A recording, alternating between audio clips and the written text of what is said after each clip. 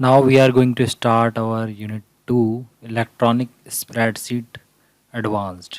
Okay, तो इसमें session 1 है हमारे पास, सेशन 2 है, सेशन 3 और सेशन 4 है। तो सेशन 1 हम स्टार्ट कर रहे हैं। सेशन 1 है हमारा analyse data using scenarios and goal seek. Okay, analyse data using scenarios and goal seek. Okay, तो स्टार्ट करते हैं इसको। तो पहला है हमारा यही सेशन 1। तो इसमें सबसे पहले हमारे पास है कंसोलिडेट डाटा। तो कंसोलिडेट डाटा क्या है, कैसे इसको करते हैं, ओके देखते हैं इसमें। Data consolidation allows you to gather together your data from separate worksheet into a master worksheet. Okay, in other words, the data consolidation function takes data from a series of worksheet or workbooks and summarize it into a single worksheet that you can update easily. ठीक है, तो इसमें क्या होता है कि बहुत सारी शीट्स होती हैं, उसमें हमारा डाटा होता है। तो हम क्या करते हैं, उन सब के डाटा को एक सीट में समराइज़ करते हैं। ठीक है, तो करके देखते हैं इसको कि कैसे ये होता है। तो लिब्रा राइटर में चलते हैं हम। तो हमारे पास जो सीट 1 में जो डाटा है, ये कुछ स्टूडेंट्स का डाटा है। इनका टर्म 1 हुआ है, एग्ज़ाम हुआ है एक, और इनको मार्क्स मिले हैं हिंदी, इंग्लिश और साइंस में। ये इन्होंने मार्क्स स्कोर किए हैं। इसी तरीके से हमारा शीट 2 है, ये टर्म 2 है हमारा। इसमें इन्हीं स्टूडेंट्स के ये मार्क्स हैं अलग अलग सब्जेक्ट्स में। अब हमें क्या करना है कि फाइनली ये जो टर्म 1 और टर्म 2 में इनको मार्क्स मिले हैं, इनको हमें फाइनली क्या करना है, ऐड करना है। ठीक है, ऐड करके और फाइनली एक सीट में क्या करना है, इसको डिस्प्ले करना है। ठीक है, तो उसके लिए हम यहाँ पे एक सीट ऐड कर देते हैं, उसका नाम रख देते हैं कंसोलिडेट। ठीक है, ओके, ये हमने उसको रीनेम कर दिया। अब हम इस सीट पे अब डाटा को लेकर आएंगे, दोनों शीट का डाटा, सीट 1 और सीट 2 का। ठीक है, जैसा कि हमने डेफिनेशन में भी पढ़ा था, इसकी डाटा मेनू में जाएंगे और यहाँ पे कंसोलिडेट एक ऑप्शन है, इस पर क्लिक करके यहाँ जाएंगे। ठीक है, तो यहाँ जो कुछ है ये सब हमने डिलीट कर दिया। अब यहाँ पे देखिए हमें अलग अलग फंक्शंस यहाँ पे अवेलेबल है, सम, काउंट, एवरेज। ठीक है, ये सारे फंक्शन हम अप्लाई कर सकते हैं। तो हम फिलहाल सम फंक्शन से इसको अप्लाई करके देख रहे हैं कि कैसे काम करेगा, क्योंकि ईजिली हमें समझ में आ जाएगा कंसेप्ट, एक्चुअली कंसोलिडेट हम क्या कर रहे हैं। ठीक है, तो सोर्स डाटा रेंज, कहाँ से डाटा आएगा, तो पहला सोर्स हमारा सीट 1 है। ओके,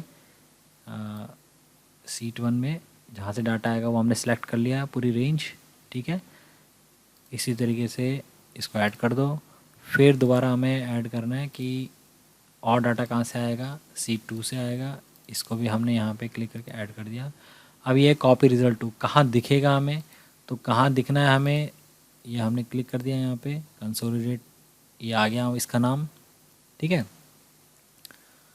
उसके बाद यहाँ पे ऑप्शंस हैं कुछ, इनको हमने क्लिक करके रखा हुआ है, यानी कि ऑन कर दिया हमने इन सारे ऑप्शंस को, और उसके बाद हम ओके कर देते हैं। तो ये देखिए ओके जैसे हमने किया है यहाँ पे, तो ये डाटा कंसोलिडेट हो गया।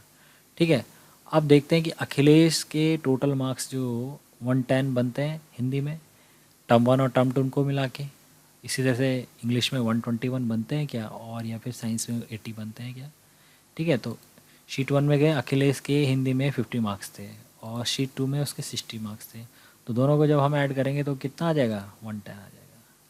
ठीक है, इसी तरीके से यहाँ पे एक तनिष्क है हमारा, तनिष्क के 0 है यहाँ पे सीट हिंदी में, और इसी तरह से इसके टर्म 2 में भी 0 है। तो कितने आ गए इसके, यहाँ पे 0 आ गए। राहुल के 135 आ गए हैं, कैसे आया, 58 यहाँ पे आया, और 77 यहाँ पे आ गया। तो ये टोटल मिला के कितना आ गया, 135 आ गया। ठीक है, तो इस तरीके से हमें डाटा ये डिस्प्ले हो जाएगा। ठीक है, दोनों सीट का डाटा जो है ऐड होके हमारे सामने आ गया।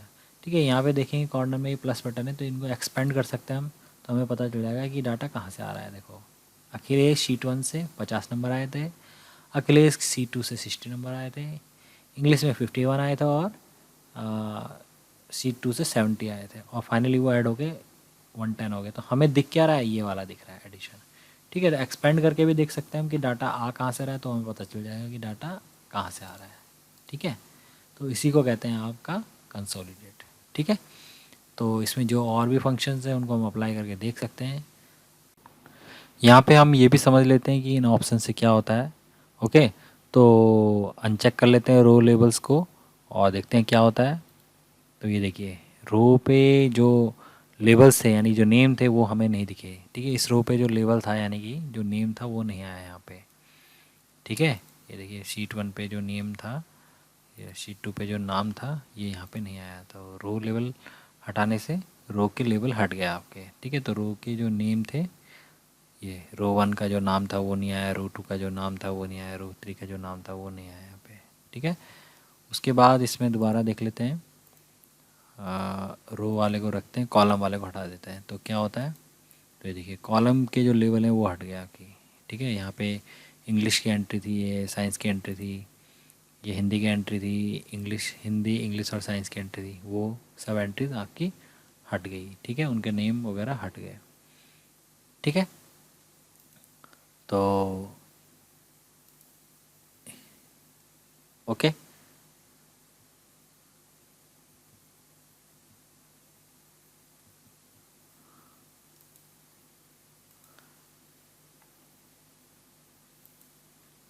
उसके बाद है लिंक टू सोर्स डाटा। ठीक है, इसको सम करके देखते हैं। Link to source data, link to source data का मतलब है कि अगर आप मेन शीट्स में जहाँ से डाटा आ रहा है वहाँ पे अगर कोई चेंज करोगे तो आपकी जो मेन शीट है उसमें भी डाटा ऑटोमेटिकली चेंज हो जाएगा। ठीक है, तो करके देखते हैं। देखो सम आ गया आपका, यहाँ पे अखिलेश का सीट 1 से और सीट 2 से डाटा आया 50, 50 और 60 और उसका टोटल आ गया 110। अब यहाँ पे हम कर लेते हैं 60, जो इसके मार्क्स हैं इसको यहाँ पे 60 कर लेते हैं। तो अब कितना आना चाहिए यहाँ पे टोटल, 120 आना चाहिए। तो ये देखिए यहाँ पे रिफ्लेक्ट हो गया 120, 60 और 60 यहाँ पे रिफ्लेक्ट हो गया और ये 120 आ गया। ठीक है, तो इसलिए हमें ये सारे ऑप्शन जो इसमें दिख रहे हैं कंसोलिडेट में, ये हमें चेक करके रखने हैं, ऑन करके रखने हैं। ओके, कंसोलिडेट में जो और फंक्शन है उनको भी अप्लाई करके हम देख लेते हैं। ठीक है, हम जाते हैं डाटा में, अगेन कंसोलिडेट में जाते हैं और यहाँ पे हमारे पास काउंट एक फंक्शन है, इसको देख लेते हैं। ये 2 शीट हमारी सिलेक्ट हो रखी हैं यहाँ पे ऑलरेडी, इनको डिलीट कर लेते हैं और चाहो तो फिर दोबारा इनको यहाँ से ऐड करिए। डाटा कहाँ से आएगा, शीट 1 से आएगा। ओके, और ये हमने रेंज सेलेक्ट कर ली, इसको ऐड कर लीजिए। फिर दोबारा और डाटा कहाँ से आएगा, शीट 2 से आ रहा है। ठीक है, इसको भी हमने इस तरीके से ऐड कर लिया। ठीक है, डाटा हमें कहाँ दिखाना है, सीट 6 में दिखाना है, इसको हमने सेलेक्ट कर लिया सेल को, तो सीट 6 ये यहाँ पे आ गया। और फाइनली हम ये सारे ऑप्शन ऑन है हमारे। ठीक है, और इसको ओके कर लेते हैं। तो ये देखिए आ गया 222 आ गया है। एक्चुअली काउंट है कितने रिकॉर्ड है। ठीक है ना, अखिलेश के रिकॉर्ड 2 है, कहाँ से आ रहे हैं, शीट 1 से आ रहा है और शीट 2 से आ रहा है। ठीक है ना, 50 और 60, तो काउंट कितने हो गए इनके, 2। काउंट कितना हो गया, 2 हो गया। काउंट कितना हो गया, 2 हो गया, है ना। 2 रिकॉर्ड हैं अखिलेश के। ठीक है, इसी तरीके से आपका राम है, राम का भी 2 रिकॉर्ड आ रहे हैं। टोटल कितने रिकॉर्ड है हमारे पास, 2 रिकॉर्ड हैं, तो इसलिए आ गया। तो हर क्योंकि हर बच्चे के 2 सीट में ही रिकॉर्ड हैं तो इस काउंट वो 2 ही दिखाएगा। ठीक है, तो काउंट काउंट कर लेता है जितने रिकॉर्ड हैं हमारे। ओके ओके, तो नेक्स्ट टॉपिक है हमारा सब टोटल। ठीक है, तो सब टोटल को प्रैक्टिकली करके देखते हैं कि ये क्या करता है, क्या इससे हम कर सकते हैं। ठीक है, तो ये देखिए हमारे पास डाटा है। ठीक है, इसमें कंपनी है, प्रोडक्ट है और कंपनी ने कितने प्रोडक्ट बेचे हैं। जैसे अरविंद एंटरप्राइज है तो उसने कितने सीपीयू बेचे हैं, 4 बेचे हैं। सेकर टेक ने मदरबोर्ड कितने बेचे हैं, 5 बेचे हैं। अरविंद एंटरप्राइज ने कीबोर्ड कितने बेचे हैं, 3 बेचे हैं। वी टेक्नोलॉजी है, हार्ड डिस्क कितनी बेची हैं, 9 बेची हैं। तो ठीक है, इस तरह से इनका डाटा अरेंज हो रखा है अभी। ठीक है, तो अभी जो डाटा है वो कुछ इस तरीके से हमें दिख रहा है। अब लेकिन हम इस डाटा को अरेंज करना चाहते हैं या ग्रुपिंग करना चाहते हैं डाटा की। ठीक है, कि भाई इस तरीके से कि हमें जो अरविंद एंटरप्राइज है उसका सारा डाटा एक साथ दिखे। ठीक है, उसने क्या प्रोडक्ट सेल किया वो सब हमें एक साथ दिखे, यानी कि ग्रुप हम इसमें बना सकते हैं। ठीक है, तो कंपनी वाइज कर सकते हैं, प्रोडक्ट वाइज भी कर सकते हैं, सेल्स वाइज भी कर सकते हैं। ठीक है, तो इसको देख लेते हैं कैसे ये करता है।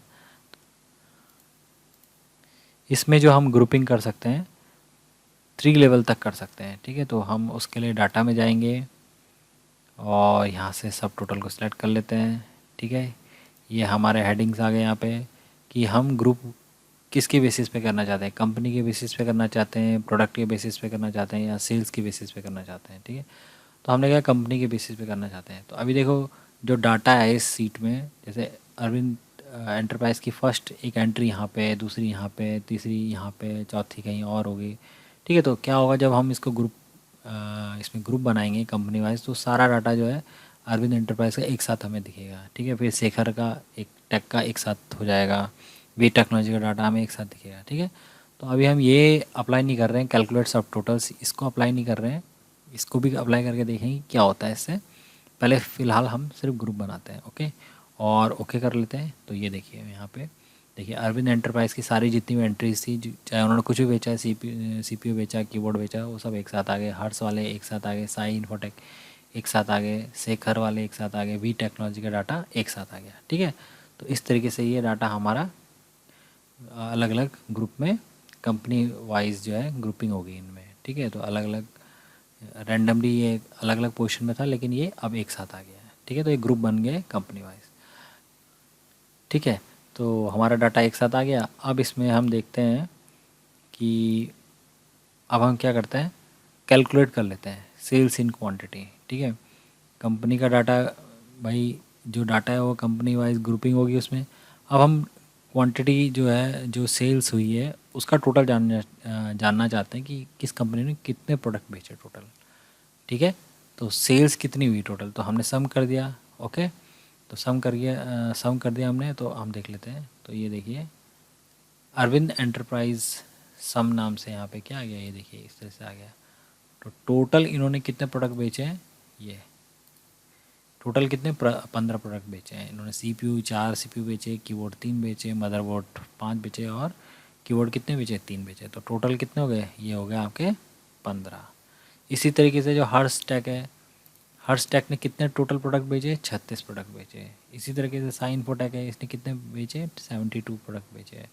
शेखर टेक ने कितने बेचे, 45 बेचे। और ग्रैंड सम तक है 225, सारे जितना इन सब का सम, जैसे इस शेखर ने कितने बेचे, वी टेक्नोलॉजी कितने बेचे, सारे जो प्रोडक्ट हैं उनका ग्रैंड सम भी हमें यहाँ पे मिल गया है। ठीक है, तो ये इस तरीके से। अगर हम इसको अंडू करके प्रीवियस स्टेज में ले आते हैं डाटा को। ठीक है, डाटा हमारा अरेंज हो रखा है, ग्रुप हो रखा है। ओके, तो ये डाटा हमारा है यहाँ पे अवेलेबल। अब हम डाटा में फिर दोबारा जाते हैं, सब टोटल में जाते हैं, और फर्स्ट ग्रुप हमारा कंपनी वाइज बन रखा था। ठीक है, तो हमारा डाटा है कंपनी वाइज अरेंज हो रखा है। फिर अब सेकंड ग्रुप में चलते हैं, यहाँ पे हम कर लेते हैं प्रोडक्ट वाइज। ठीक है, और क्या दिखाना चाहते हैं हम, सेल्स दिखाना चाहते हैं। अब देखो कंपनी वाइज भी ग्रुपिंग हो रखी है, अब प्रोडक्ट वाइज भी ग्रुपिंग होगी। ठीक है, और सेल्स दिखेगी हमें, कितने कितने मतलब कौन कौन सा प्रोडक्ट कितनी क्वांटिटी में बिका। ठीक है, कितनी क्वांटिटी में उसकी सेल हुई। तो ये करके हम देखते हैं कि कैसे हमें ये डाटा डिस्प्ले होगा। और हमने कर दिया ओके। अब ये देखो अरविंद एंटरप्राइज़ का डाटा एक साथ है, फर्स्ट ग्रुप तो ये है आपका। सेकंड ग्रुप ये था कि प्रोडक्ट वाइज होना चाहिए था। तो प्रोडक्ट वाइज मतलब अरविंद एंटरप्राइज ने सीपीयू कितने बेचे, 4 बेचे, तो टोटल सम कितना हो गया, 4। अरविंद एंटरप्राइज ने देखो कीबोर्ड कितने बेचे, एक साथ होगी ना ग्रुपिंग, कीबोर्ड की एंट्रीज एक साथ आ गई, मदरबोर्ड की एंट्रीज एक साथ आ गई। ठीक है, अब प्रोडक्ट वाइज भी क्या होगी, ग्रुपिंग हो गई है। फर्स्ट ग्रुप तो ये कंपनी वाइज हुई, सेकंड ग्रुपिंग प्रोडक्ट वाइज होगी, और फिर उनका टोटल भी दिख रहा है हमें, क्योंकि अरविंद एंटरप्राइज ने सीपीयू सिर्फ 4 बेचे थे, तो सम भी 4 आ गया। ठीक है, कीबोर्ड उनने कितने बेचे थे, एक बार 3 कीबोर्ड बेचे थे, दूसरी बार जो उनकी 3 कीबोर्ड की सेल हुई, तो टोटल सेल कितनी हुई कीबोर्ड की, 6। मदरबोर्ड जो है 5 बेचे थे, तो सम 5 ही आएगा। इसी तरह से हमारे पास हर्ष है, हर्ष ने 5 सीपीयू बेचे थे। ठीक है, तो कितनी एंट्री आई, कितना टोटल आया सीपीयू का, 5 ही आया। अच्छा, हार्ड डिस्क इसमें सिंगल एंट्री तो इसलिए 6 ही दिखाएगा। अब डबल एंट्री देखो, ये यहाँ पे कौन है, कंपनी है, ये है कंपनी साई इन्फोटेक ने सीपीयू एक बार 10 बेचे थे, और दूसरी बार 13 सीपीयू बेचे। तो सीपीयू का सम कितना है, टोटल सीपीयू कितने बेचे उन्होंने, 23 बेचे। इसी तरीके से यहाँ पे एक और कंपनी शेखर टेक, इन्होंने कितने सीपीयू बेचे थे, 10, और दूसरी बार 10 बेचे, तो टोटल कितना आ गया उनका, ये आ गया 20। ठीक है, तो अब देखो ग्रुपिंग जो है, सेकंड ग्रुपिंग, सेकंड लेवल की जो ग्रुपिंग है वो प्रोडक्ट वाइज हो गई है। ठीक है, तो इस तरह से हम इसमें ग्रुपिंग कर सकते हैं अलग अलग लेवल पे, जैसा हमें डाटा चाहिए। ठीक। ठीक है, तो इसको कहते हैं सब टोटल। ओके, नेक्स्ट है हमारा scenario. Okay, using what if scenario. Scenarios are a tool to test what if questions. Each scenario is named and can be edited and formatted separately. When you print the spreadsheet, only the content of the currently active scenario is printed. A scenario is essentially a saved set of cell values for your calculation. You can easily switch between these sets using the navigator or drop down list, which can be shown besides the changing cell. ठीक है, तो ये क्या है, scenarios क्या होते हैं, कैसे हम इसको यूज़ कर सकते हैं। ठीक है, तो इनको देख लेते हैं प्रैक्टिकली। ओके, तो ठीक है, तो सिनारियो देख लेते हैं कैसे हम क्रिएट करते हैं। देखिए यहाँ पे एक एग्जांपल हमने बनाया है। यहाँ पे लोन का अमाउंट है, loan principal amount 2 lakh rupees है ना, रेट है 10%, टाइम है 5 ईयर, और उस पर सिंपल इंटरेस्ट कितना देना पड़ेगा उस पर्सन को, 1 लाख रुपीज़ देना पड़ेगा। ठीक है, तो सपोज़ करो कि हम अलग अलग लोन अमाउंट पे अलग अलग हमारा जो इंटरेस्ट जनरेट हो रहा है उसको जानना चाहते हैं, तो हम सिनारियो क्रिएट कर सकते हैं। ठीक है, तो सबसे पहले हम सिनारियो क्रिएट करते हैं। ठीक है, तो हम सिनारियो क्रिएट करते हैं, तो टूल्स में जाएंगे और यहाँ पे सिनारियो ऑप्शंस है, इस पर क्लिक कर लेंगे। ओके, ये सिनारियो का नाम है। ठीक है, और अगर आप कुछ कमेंट करना चाहते हैं तो कमेंट कर सकते हैं। ओके, इसमें जो ये ऑप्शन है कॉपी बैक, इसको अनचेक कर देना। ठीक है, और ओके कर देंगे, तो ये एक सिनारियो हमारा बन गया। अब सपोज़ करो कि लोन का अमाउंट तो 2 लाख की है हमारा, और हमने कहा कि भाई अगर रेट ऑफ इंटरेस्ट बढ़ता है या टाइम बढ़ता है, सपोज़ करो कि हम 6 साल कर देते हैं इसको, तब क्या होता है, तब हमें जो इंटरेस्ट जो है 1,20,000 देना पड़ेगा। ठीक है, तो इस तरह से फिर हम दूसरा एक सिनारियो क्रिएट कर सकते हैं। ठीक है, ये सिनारियो 2 हो गया। इसको नेम दे सकते हैं कि टाइम 6 ईयर। ठीक है, ओके, इसी तरीके से हम सपोज करो कि टाइम किसी ने कहा कि नहीं, अगर हमें ड्यूरेशन बढ़ाना हो, 8 ईयर करना हो, तब क्या होगा, तब आपको सिंपल इंटरेस्ट इतना देना पड़ेगा। ठीक है, तो अलग अलग फिगर्स हैं, फिर बना लेते हैं एक सिनारियो और। ठीक है, इसको कर लेते हैं टाइम आपका 8 ईयर। ओके, इस पर अनचेक कर देंगे और ओके कर देंगे। तो अब ये देखिए हमारे अलग अलग सिनारियो क्रिएट हो चुके हैं। ठीक है, देखिए यहाँ पे पहला था, जैसे सपोज़ करो किसी ने कहा कि हमें लोन चाहिए भाई, और हमारा जो ड्यूरेशन है वो नॉर्मल जो डिफ़ॉल्ट ड्यूरेशन है 5 ईयर का है, तो बताइए 2 लाख रुपए का लोन मिलेगा, तो कितना हमें सिंपल इंटरेस्ट देना पड़ेगा। तो ये हमारे सामने कैलकुलेशन आ गई। ठीक है, अगर आप 2 लाख रुपए लोन लेते हैं, रेट ऑफ इंटरेस्ट 10% है, और टाइम आपका 5 ईयर है, तो आपको सिंपल इंटरेस्ट इतना पे करना पड़ेगा। ओके, अगर किसी ने कहा कि भाई हम टाइम बढ़ाना चाहते हैं, 6 ईयर करना चाहते हैं, तब कितना देना पड़ेगा, तो तब हमें जो इंटरेस्ट है वो बढ़ जाएगा, है ना, 1,20,000 हो गया। किसी ने कहा कि भाई हमें टाइम 8 ईयर करना है, तब कितना होगा, तो ये 1,60,000 हो गया।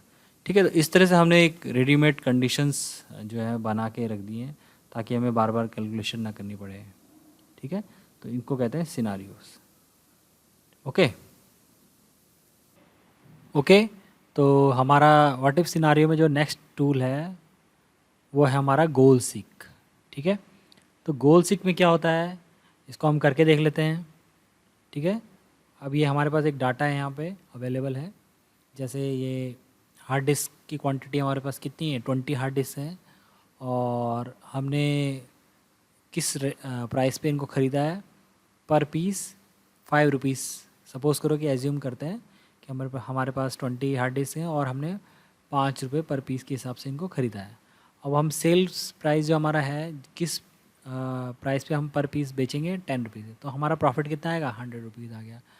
अब हमने क्या करना है, यहाँ पे टारगेट कर रहे हैं हम, अगर हम चाहते हैं कि हमारा प्रॉफिट 200 आए या हमें 500 रुपये का प्रॉफिट हो, ठीक है, तो हम क्या करें ऐसा कि 500 रुपये का प्रॉफिट हमें हो, तो हम भाई हम या तो अपने हार्ड डिस्क की क्वांटिटी में चेंज कर सकते हैं या हम अपने सेल्स प्राइस में चेंज कर सकते हैं, ठीक है।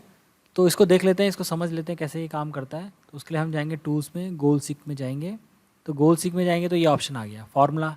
फार्मूले वाला जो सेल है वो कौन सा है, वो ये वाला है। यहाँ पे फार्मूला लगा हुआ है प्रॉफिट का ना, ठीक है। जो भी इसका फार्मूला जिससे हमें प्रॉफिट निकल के आ रहा है वो फार्मूला हमने इस पर बनाया है, ठीक है। तो ये फार्मूला का सेल है, ये देखिए फार्मूला यहाँ पे दिख रहा है, ठीक है। तो गोल सीक में यहाँ से हमने सेल सेलेक्ट कर लिया, ओके। वेरिएबल सेल मतलब किसकी वैल्यू में आप चेंज करना चाहते हैं जिससे कि आपका प्रॉफिट 500 हो जाए या 300 हो जाए या 400 हो जाए, ठीक है, जो भी है। तो हमने कहा कि हम सेल्स प्राइस में चेंज करना चाहते हैं, ठीक है। सेल्स प्राइस को मतलब घटाएंगे या बढ़ाएंगे जो भी, जिससे कि हमारा प्रॉफिट बढ़ जाए। और टारगेट वैल्यू हम कितना कितना चाहते हैं अपना प्रॉफिट। जैसे अभी हमें इस प्राइस पे इस जो पैरामीटर सामने दिए हैं इनके हिसाब से हमें 100 रुपये का फ़ायदा हो रहा है, ठीक है। तो हम चाहते हैं कि हमें फ़ायदा हो 500 रुपये का।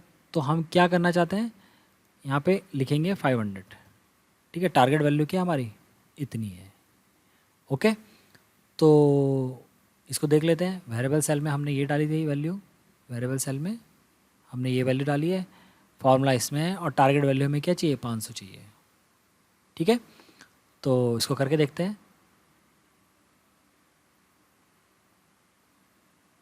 ओके। तो ये आ गया हमारा, देखिए ये आ गया रिजल्ट 500 रुपये। अब हमारा प्रॉफिट कितना हो गया, 500 हो गया। तो चेंज के लिए हमने जो सेल डाला था, जो फील्ड डाला था, वो उसमें भी चेंज हो गया। तो हमारे प्रोडक्ट हैं 20, परचेज प्राइस 5 रुपीज़ है, और पहले हमारा जो सेल्स प्राइस था वो 10 रुपीज़ था। तो ये कितना हो गया, 30 रुपीज़। अगर हम 30 रुपीज़ रखते हैं तो हमारा हमको प्रॉफिट कितना होगा, 500 रुपये होगा, ठीक है ना। तो ये एक्सपेक्टेड जो डाटा है, जो वैल्यू है, इन फिगर्स को हमने चेंज किया और ये आ गया। तो गोल 6 से हम ये कर सकते हैं कि हमें कितना अमाउंट चाहिए और उसके लिए हमें क्या करना पड़ेगा। तो गोल 6 से हम ये कर सकते हैं, ठीक है। तो अर्लियर ये थी 10, ये वैल्यू थी हमारी 10, और प्रॉफिट था हमारा 100, ठीक है। तो गोल 6 से हमने ये करके देख लिया, ठीक है। तो इस तरीके से हम गोल 6 का इस्तेमाल कर सकते हैं। नेक्स्ट है हमारा सॉल्वर, ठीक है। तो सॉल्वर ऑप्शंस को अप्लाई करके देखते हैं ये कैसे काम करता है, okay. Solver option under tools menu amounts to more elaborate form of goal seek, ठीक है। तो कुछ कुछ गोल सीक की तरह ही है, बल्कि गोल सीक से थोड़ा सा एडवांस है, ओके। तो देख लेते हैं करके कैसे काम करता है ये। अब ये देखिए हमारे पास डाटा है स्टूडेंट का, और ये सब्जेक्ट के मार्क्स हैं अलग अलग। टोटल जो है 300 मार्क्स अभी आए हैं और परसेंटेज 60 बनी है, ठीक है। तो अब हम क्या चाहते हैं कि यहाँ पे टोटल उसका कितना बन जाए, 400 बन जाए, ठीक है। तो ऐसा क्या चेंजेस इसमें हो इसकी मार्क्स में कि यहाँ पे टोटल 400 बन जाए। ये तो कुछ कुछ गोल सिक की तरह है, लेकिन हम इसमें कुछ कंडीशंस भी सेट कर सकते हैं, ओके। तो ये है यहाँ पे ऑप्टिमाइज रिजल्ट दिखा रखा है, मैक्सिमम मिनिमम और वैल्यू ऑफ, ठीक है। तो हम वैल्यू ऑफ को ट्राई करते हैं। तो यहाँ पे जो टारगेट सेल है हमारा, किस में हम चेंज चाहते हैं, इसमें चेंज चाहते हैं, ठीक है। और कितना चेंज चाहते हैं, हम चाहते हैं कि ये वैल्यू इंक्रीज़ होके 400 हो जाए, ठीक है। तो ओके, और किन किन सेल में मतलब चेंज हम चाहते हैं, तो हमने कहा इन सब में चेंज करो आप, ठीक है। तो पूरी रेंज दे दी आपको उसको, उसके बाद हमने ओके कर दिया इसको, ठीक है। अब देखते हैं क्या होता है। तो ये देखिए यहाँ पे ये 400 बनाने के लिए ये एडजस्टमेंट यहाँ पे किए गए हैं। यहाँ पे वैल्यू इंक्रीज़ करके 128 होगी, या 124 हो गया, या 6 हो गया, 206 हो गया, या 65 हो गया, और फाइनली आ गया आपका 400, ठीक है। तो ये इस तरीके से यहाँ पे एडजस्टमेंट की गई है। तो ये देखिए यहाँ पे 400 टोटल आ गया, ओके। अब इसमें नेक्स्ट देख लेते हैं, ठीक है। तो टारगेट सेल हमारा ये डिसाइडेड है, ओके। इसकी वैल्यू हम चेंज करना चाहते हैं, कितनी करना चाहते हैं, 400 करना चाहते हैं, ठीक है। और किन सेल्स में हम चेंज करना चाहते हैं ताकि ये वैल्यू जो है 400 बन जाए, ठीक है। तो वो हमने सेल डिसाइड कर लिए। ये दो ऊपर के जो सेल हैं इनकी वैल्यूज़ को हम चेंज करना चाहते हैं ताकि यहाँ पे जो है 400 आ जाए टोटल, ओके, ताकि इन सबको जोड़ के 400 आ जाए। तो चेंज कहाँ हो, सिर्फ इन 2 सेलों में हो। ओके, अब हमने ये डिसाइड किया कि जो सेल ये वाला है, ठीक है, इसकी वैल्यू में मैं अभी 70 है करंट, तो मैक्सिमम ये मतलब ये कितनी हो सकती है, मतलब ये किसके बराबर चेंज हो सकती है, 90 के बराबर चेंज हो सकती है। ठीक है, एग्जैक्ट वैल्यू 90 बन सकती है। ठीक है, जो दूसरा सेल है उसकी वैल्यू कहाँ तक जा सकती है, उसकी वैल्यू जो है आपकी 100 से नीचे नीचे रह सकती है, 100 के नीचे या 100 के बराबर। ठीक है, तो यहाँ पे 400 लाने के लिए इस वाले सेल की वैल्यू तो 90 होनी चाहिए, एग्जैक्ट 90 में चेंज हो जाए। और इस वाले सेल की जो वैल्यू है वो क्या हो, वो 100 के नीचे नीचे या 100 के बराबर, जो भी मतलब जो भी वैल्यू रिक्वायर्ड है यहाँ पे 400 लाने के लिए, वो उसमें कन्वर्ट हो जाए। ठीक है, तो इतनी हमने कंडीशन सेट कर दी, लिमिट सेट कर दी हमने, लिमिट कंडीशंस। अब इसको अप्लाई करके देखते हैं। ठीक है, तो ये देखो यहाँ पे आ गई है। ठीक है, ये यहाँ पे ये इस तरीके से आ गया। पहले वाले केस में हमने कहा था कि भाई ऊपर इस सेल की वैल्यू जो है एग्जैक्ट कितनी होनी चाहिए, 90 हो जाए, तो ये 90 हो गई। ठीक है, इस वाले सेल के लिए हमने कहा था कि ये 100 से नीचे या 100 के बराबर हो। ठीक है, तो ये होगी 91। ठीक है, तो और इन सब का टोटल कितना आया, 400 आया। ठीक है, तो ये 400 आ गया। तो इस तरीके से हम लिमिट्स भी लगा सकते हैं, ये लिमिटिंग कंडीशंस लगा सकते हैं। सबको अलग अलग जो है सबको चाहे तो हम सबको सिलेक्ट कर सकते हैं, सब में लिमिट लगा सकते थे या एक में लिमिट लगा सकते थे किसी सेल में। तो अकॉर्डिंग टू द रिक्वायरमेंट हम इसको करेंगे। ठीक है, तो ये भी ऑप्शन है इसमें। तो ये जो ऑप्शन है ये गोल सीक में नहीं है, ये किस में है, ये सॉल्वर में है। तो ठीक है, तो इस तरीके से हम जो है सॉल्वर को इस्तेमाल कर सकते हैं। ओके।